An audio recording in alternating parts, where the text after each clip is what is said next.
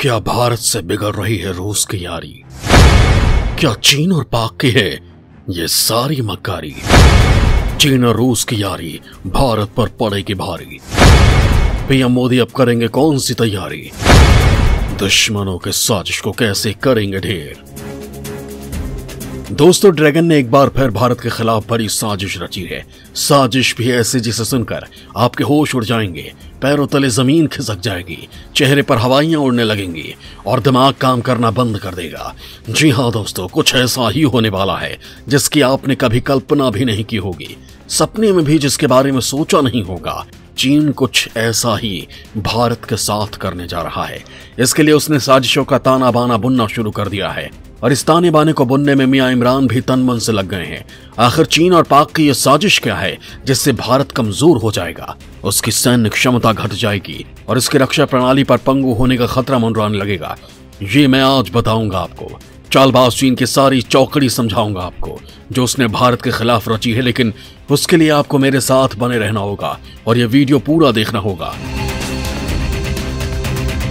दोस्तों, चीन के इस चक्रव्यूह की रचना को समझने के लिए आपको पहले यूक्रेन चलना होगा, जहां रूस से उसका विवाद चल रहा है। सारी पटकथा यहीं से शुरू होती है। दोस्तों, रूस और यूक्रेन के बीच युद्ध जैसे हालात हैं। किसी भी वक्त रूस यूक्रेन पर हमला कर सकता है। इस पटकथा को शुरू करने से पहले बता दूं कि अमेरिका ने आशंका जताई है कि रूस इसी महीने यूक्रेन पर हमला कर सकता है और उसने इसे लेकर सारी तैयारी कर ली है। बॉर्डर पर उसका युद्ध अभ्यास हथियारों के बढ़ते जखीरे इसी ओर इशारा करते हैं। जर्मनी की एक रिपोर्ट ने भी अमेरिका के दावों की पुष्टि की है, जिसमें रूस की युद्ध नीति का खुलासा करने का दावा किया गया है। यूक्रेन खुद कह चुका है कि रूस किसी समय उसके ऊपर हमला कर सकता है। हालांकि रूस इससे साफ इनकार कर रहा है और इसे पश्चिमी देशों का उसके खिलाफ किया जा रहा दुष्प्रचार बता रहे हैं। दोस्तों, यूक्रेन के मुद्दे को लेकर जहां यूरोपीय देश रूस की खिलाफत कर रहे हैं, उसके ऊपर आर्थिक प्रतिबंध लगाने की बात कह रहे हैं, वहीं चीन ने शातिराना चाल चलते हुए रूस का साथ देने का ऐलान कर दिया। चीन ने साफ कह दिया कि नाटो को लेकर रूस की चिंता जायज है। बस सारी साजिशों का ताना बाना यहीं से शुरू होता है। चीन जानता है कि भारत चाहकर भी खुलकर रूस का साथ नहीं दे सकता, क्योंकि उसके यूक्रेन के साथ यूरोपीय देशों से भी अच्छे संबंध हैं। लिहाजा वो तटस्थ की भूमिका में रहेगा। चालबाज चीन ने भारत की इसी चुप्पी का फायदा उठाया और रूस का हमदर्द बनकर उसके समर्थन का ऐलान कर दिया। चीन के इस कदम के बाद दोनों देशों के संबंध पहले से और मजबूत हो गए। इसका अंदाजा इसी से लगाया जा सकता है कि जब एक तरफ दुनिया के ज्यादातर देश चीन में होने वाले ओलंपिक का विरोध कर रहे थे, तब भारत भी उस विरोध में शामिल था। लेकिन इन सारे विरोधों को दरकिनार करते हुए रूस ने बीजिंग ओलंपिक के उद्घाटन समारोह में हिस्सा लिया और वहां से चीन के साथ अपने संबंधों की प्रगाढ़ता भी दिखाई, जो कहीं न कहीं रूस और चीन के बढ़ती दोस्ती की ओर संकेत करता है।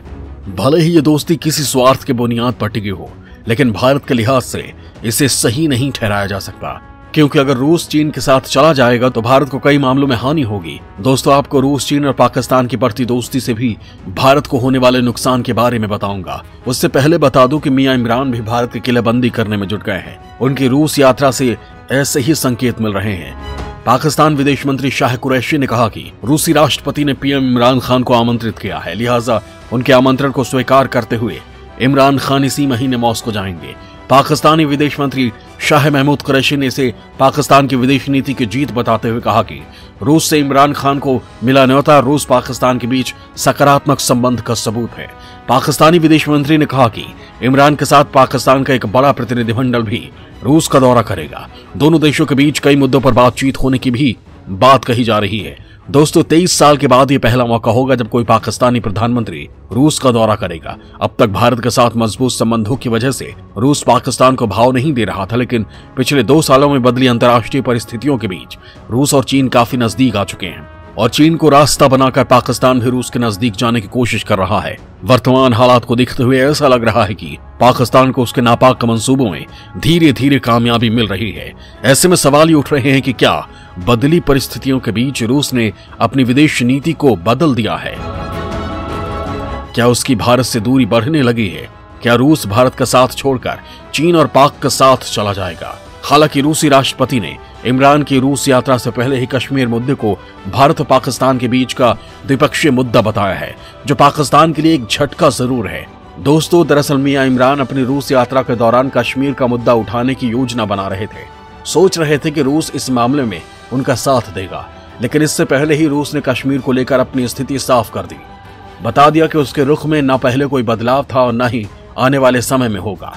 दोस्तों, दरअसल रूस को इस मामले में सफाई इसलिए भी देनी पड़ी क्योंकि रूसी सरकार से जुड़े एक मीडिया संगठन ने कश्मीर मसले की तुलना फिलिस्तीन विवाद से कर दी है।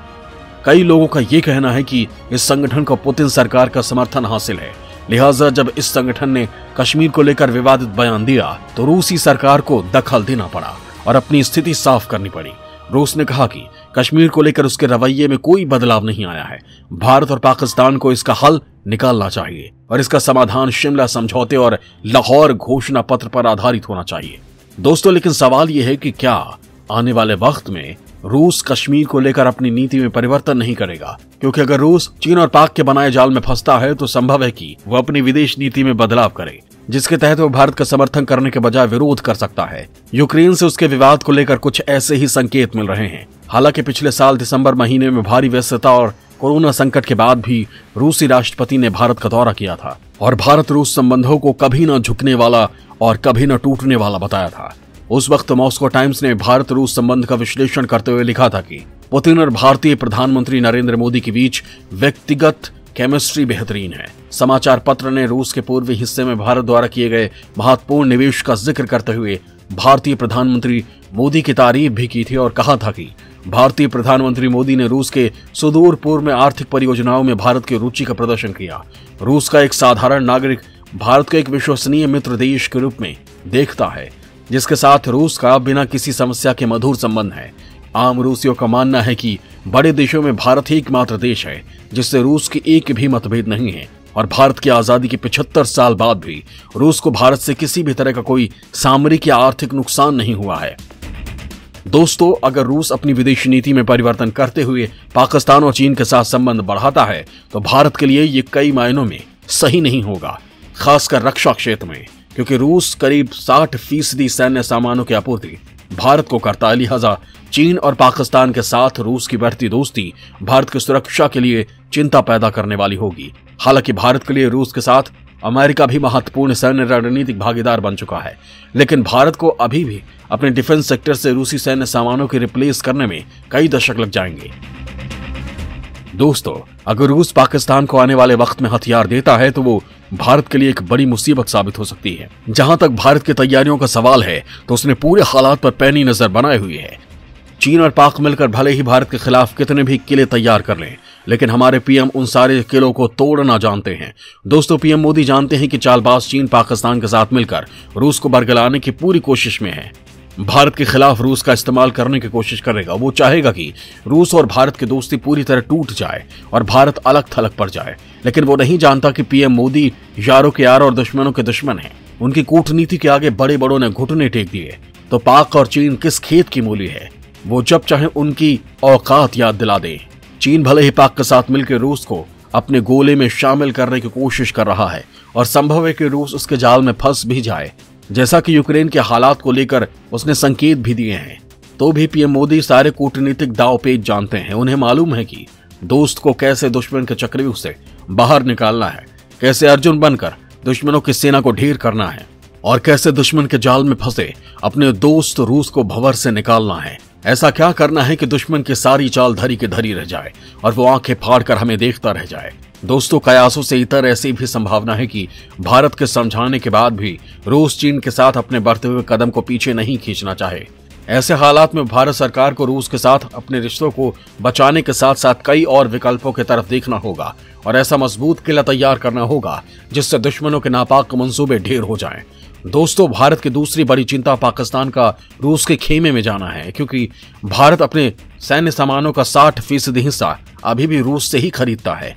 लिहाजा चीन रूस पाकिस्तान का गठबंधन होता है तो ये भारत के लिए परेशानी बढ़ाने का सबब होगा, क्योंकि पाकिस्तान अगर रूस के बनाए हथियार इस्तेमाल करता है तो संदेह नहीं है कि उसकी सैन्य ताकत मजबूत होगी। सैन्य दृष्टिकोण से इसे सही नहीं ठहराया जा सकता, लेकिन इन सब के बावजूद हमें प्रधानमंत्री मोदी पर पूरा भरोसा है, जिनके हाथों में भारत की बागडोर है। दोस्तों, पीएम मोदी एक कुशल रणनीतिकार हैं। उनकी विदेश नीति की दुनिया कायल है। रूस के साथ साथ अमेरिका को साध कर उन्होंने ये दिखा भी दिया यही नहीं, इजराइल और अरब देशों से पीएम मोदी ने भारत के रिश्ते मजबूत किए हैं और भारत को इस मुकाम पर पहुंचा दिया है। आज विश्व पटल पर उसकी एक अलग पहचान है। ऐसे में रूस का भारत को छोड़ देना मुमकिन नहीं होगा, क्योंकि अंतर्राष्ट्रीय स्तर पर भारत की एक अलग पहचान बन चुकी है और दूसरे कहीं न कहीं भारत के रूप में उसे एक बड़ा खरीदार मिला है, जिसका साथ छोड़ने का खामियाजा उसे भी कहीं न कहीं भुगतना पड़ेगा। अगर भारत रूस से हथियार खरीदना बंद कर देगा तो उसकी अर्थव्यवस्था पर खासा प्रभाव पड़ेगा, क्योंकि रूस की आय का बड़ा स्रोत दूसरे देशों के हथियारों की बिक्री से है। पाकिस्तान की अर्थव्यवस्था इतनी मजबूत नहीं कि वो भारत की तरह रूस से हथियार खरीद सके, वही निवेश कर सके, और चीन खुद हथियार बनाता है। लिहाजा रूस को चीन और पाक के साथ संबंधों की कीमत अपनी अर्थव्यवस्था को रसातल में पहुंचाकर चुकानी होगी। जय हिंद, जय भारत।